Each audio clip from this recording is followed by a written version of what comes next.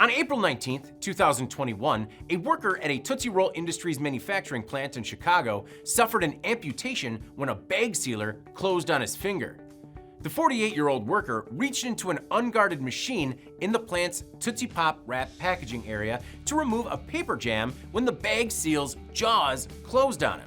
An OSHA investigation found that Tootsie Roll Industries allowed the safety locks on the Roberts C1500 form, fill, and seal machine's access doors to be bypassed.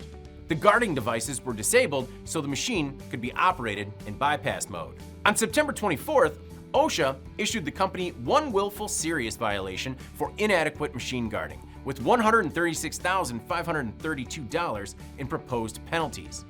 In a statement, OSHA Chicago South Area Director James Martineck said, quote, "Hundreds of workers are injured needlessly each year because employers ignore safety guards, often to speed up production, and that's exactly what happened in this case.